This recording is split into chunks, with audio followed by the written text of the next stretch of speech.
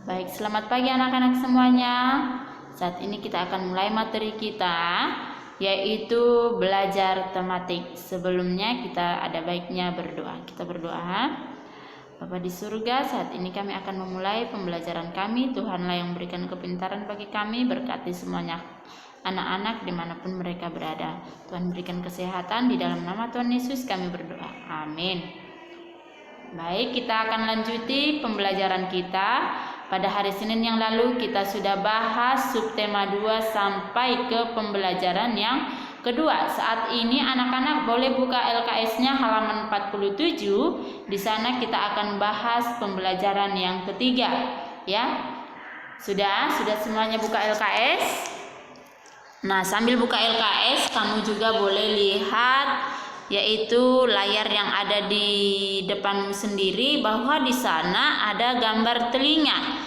Di sini kita mempelajari bagaimana cara merawat telinga.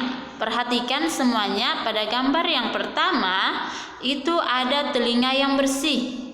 Dan pada gambar yang kedua ada telinga yang kotor, ya. Nah, kenapa sih kita harus perlu membersihkan telinga? Nah, anak-anak supaya sangat perlu mengetahuinya, kalau telinga yang kotor itu mengganggu kesehatan kita. Lihat pada gambar yang kedua, itu kita lihat di situ telinganya sangat kotor sekali, ya. Kalau kita bilang keseharian kita tai kupingnya banyak, ya nak, ya, kotorannya di dalam. Kalau itu menumpuk semakin banyak di dalam, tidak kita bersihkan, tidak pernah kita bersihkan, maka itu akan menumpuk sehingga dia mengeras. Kalau dia sudah mengeras, maka telinga kita terasa sakit, panas, ya.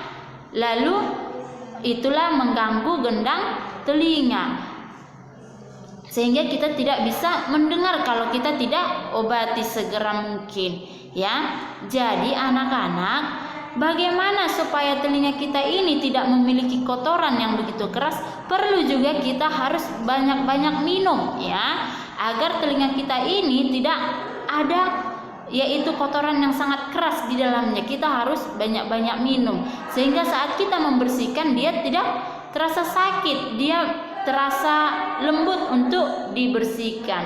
Nah, itulah caranya untuk merawat telinga.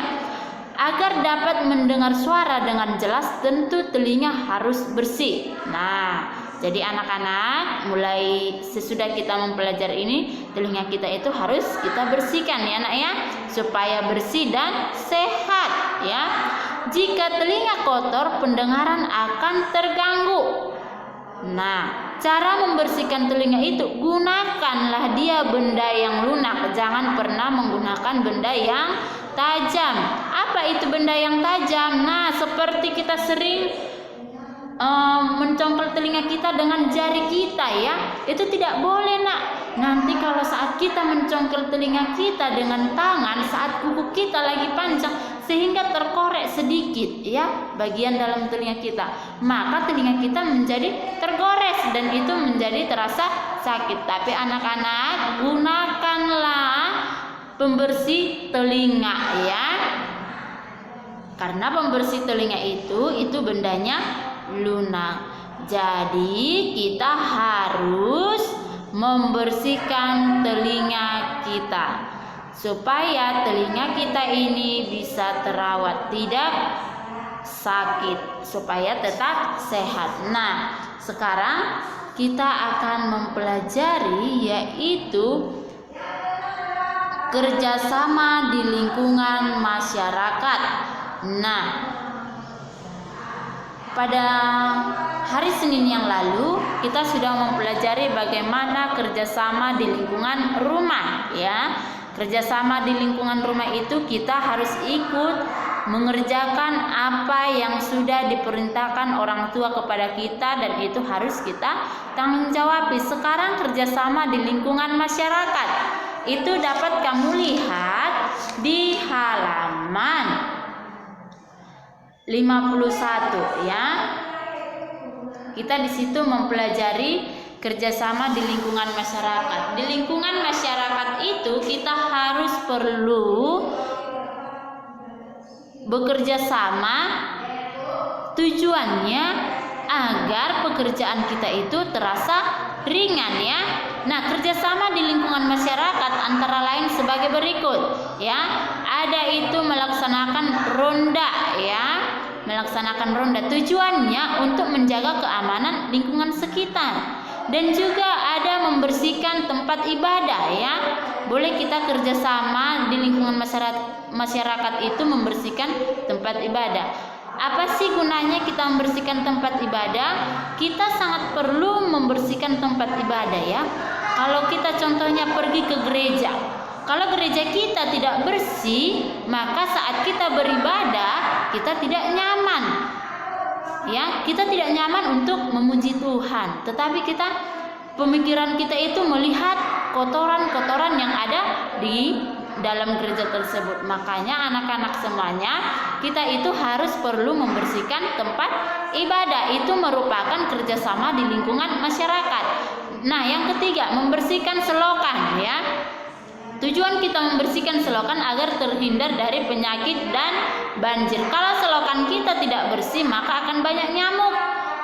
Lalu kalau datang hujan, selokannya akan tersumbat sehingga terjadilah banjir di lingkungan kita. Terjadilah penyakit DBD atau demam berdarah.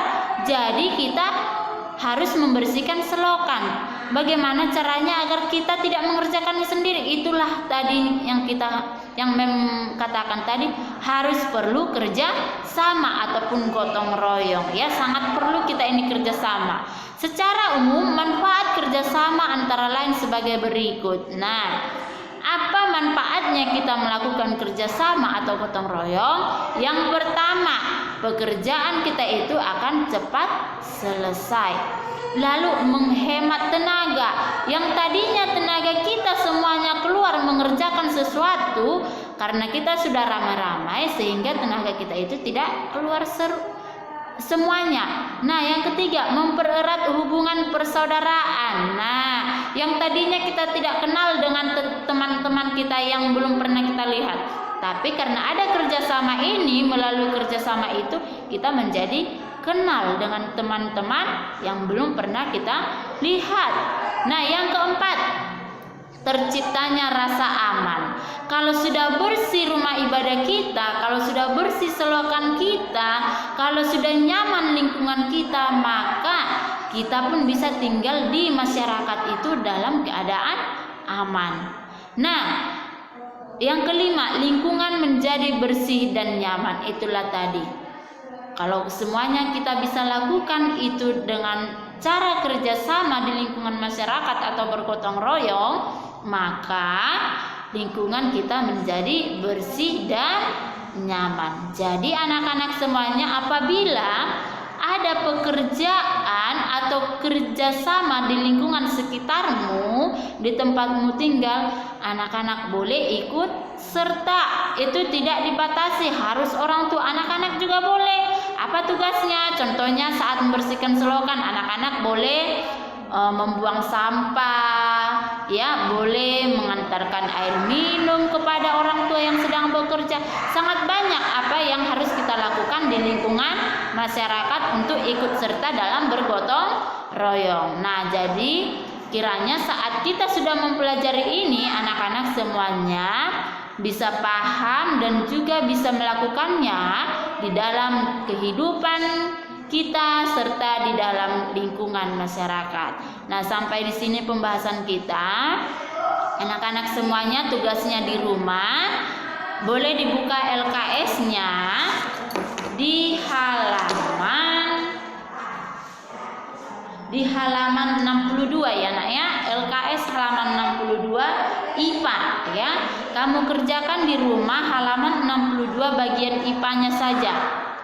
Jangan ikut bagian IPS, hanya IPA saja. Itu tugasnya hari Jumat dikumpul ya nak ya. Halaman 62 bagian IPA-nya saja. Kalau sudah selesai dikerjakan, boleh dikirim ke WhatsApp mem sendiri. Baik, sampai di sini pembelajaran kita tutup dengan doa. Bapa di surga, saat ini kami sudah selesai belajar. Kiranya Tuhan yang selalu membukakan pikiran kami agar materi yang baru kami pelajari, kami dapat ingat, sehingga kami Tuhan dapat mengerjakan soal-soal yang pada saat ini dihadapkan kepada anak didik sekalian. Tuhan, biarlah Engkau yang selalu memberikan kesehatan kepada kami semuanya. Di dalam nama Tuhan Yesus kami berdoa. Amin. Baik anak-anak, sampai di sini materi kita untuk tematik. Mengucapkan selamat pagi, Tuhan memberkati.